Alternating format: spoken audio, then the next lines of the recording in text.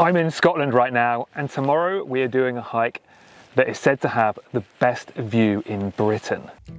When doing research about visiting Scotland, a lot of the usual places came up. The likes of Glencoe, the Old Man of Stri, and of course the Isle of Skye in general. However, I also stumbled across this mountain, Sgurr na Strì. Now, it isn't the biggest of peaks. In fact, it sits below 500 metres, well below half the height of Ben Nevis. However, wherever I looked it up, I kept seeing the same statement. Everything suggested that this summit offers the best view in Britain. With a promise like that, I started to come up with a plan.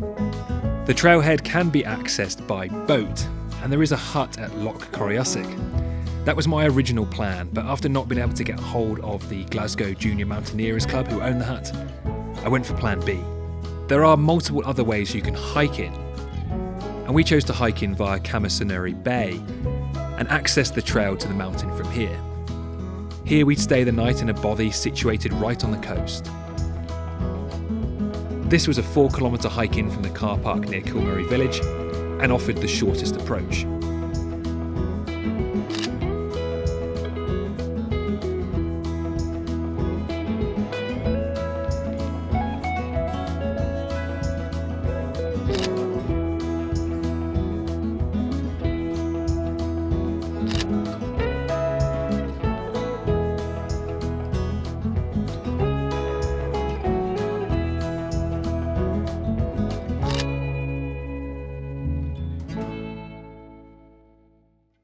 The plan is, of course, to get some good images from the top of that viewpoint tomorrow. But first things first, we need to make our way to our bothy, which we're staying at just at the foot of the mountain. Now, if you don't know what a bothy is, they're essentially a Scottish mountain hut. They're free to use and work on a first-come, first-served basis. And this one is maintained by the Mountain Bothies Association and provides a great base for exploring the Cullen Ranges nearby. Rebuilt in 2015, the Camasunary Bothy is one of the most scenic on Skye, nestled between mountain ranges and lapping ocean. The plan for tomorrow is to hike up that peak there. That is Sgurr na Strì, and that is meant to be the summit that offers that view that has been dubbed by multiple places I've read it as the best view in Britain. So there might be a little bit of route finding involved up the side here, but I'm hoping I can get some really epic shots at the top there. But for now, I'm going to settle into the bothy for the night, have a bit of dinner, and hopefully it's not raining tomorrow. That'll be the first day it's not rained the whole time we've been here. So fingers crossed.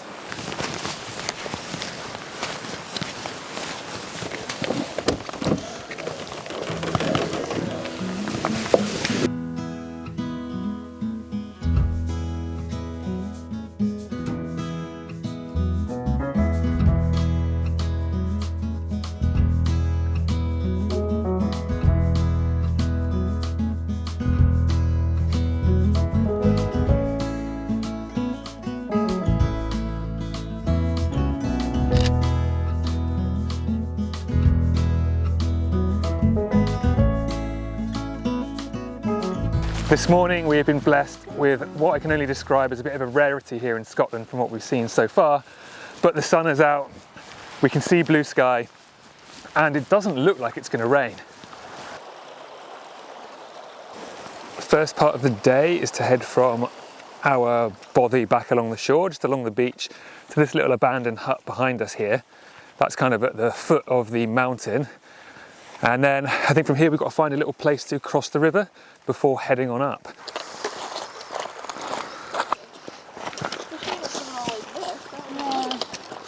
We're just following the river north up towards the loch to try and find a little place to cross. Now there were a couple options kind of further south, closer to the ocean, but I think we would have got our feet pretty wet, to be honest with you, and we're not going on the south route. There's a route that kind of goes around the peninsula near the ocean. But if you go that way, you have to cross something called the Big Step, which is kind of like this big rock slab with a crack in it. And if you slipped on that, you would fall straight into the ocean. So we've decided to come a way which I think might be a bit safer. It's a bit steeper, but it's also a little bit shorter. So for us, we can head on further north up the river. There looks like there's plenty more rocks up here to make a safer crossing. And then the plan is just to head up the mountain here through the kind of more mellow terrain. Or you think maybe up there might be better, eh? Where it's like most... This doesn't look as steep now though, does it? Like, No.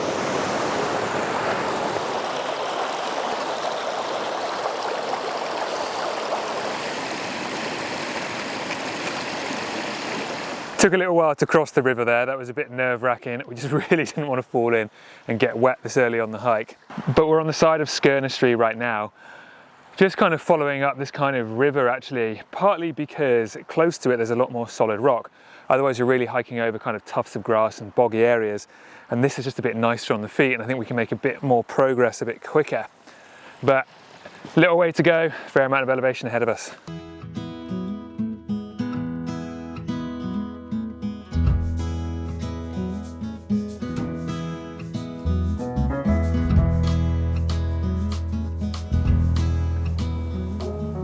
There isn't really a super defined path on the way up, to be honest with you. You'll often see a few little kind of tracks like this, but you're going to be route finding a lot of the way.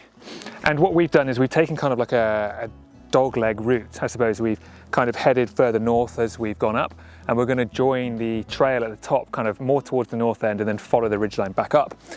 I think that's just kind of the path of less resistance, and we've just kind of followed the lower profile ground all the way up.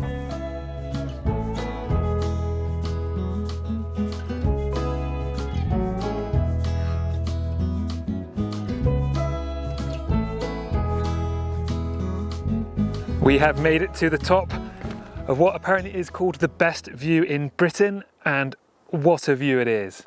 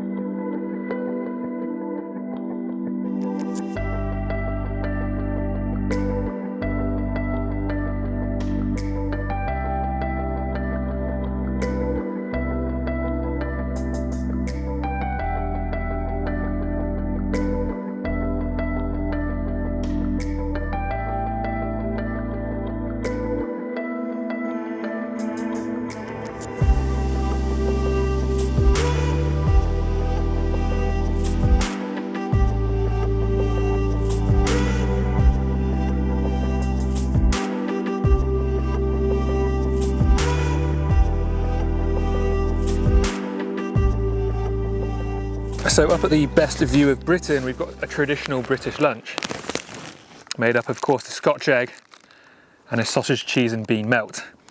You don't get this kind of gourmet food in Canada.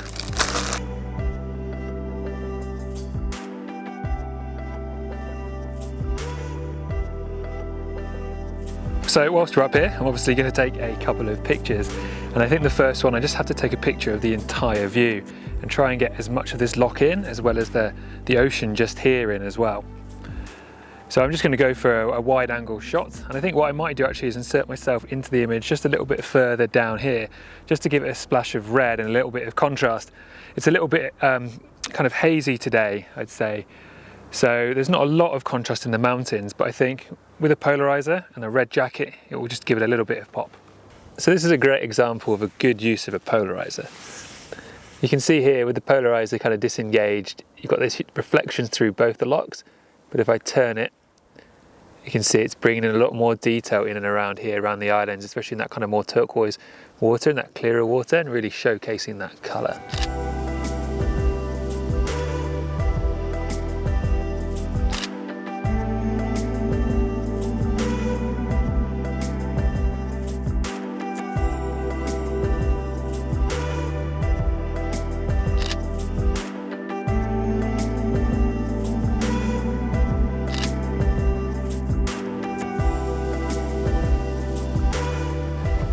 So that was Britain's best view, or at least that's what the research I did told me. But let me know in the comments below if you have any other places that you think actually offer a better view here in the UK. But that is probably one of the best I've seen, and it even beats some of the views you get in the Canadian Rockies. We've just got the long trek back down to the Bothy now. Hopefully get a bit of a better night's sleep. But I'll leave the video there, and hopefully I will see you on the next one.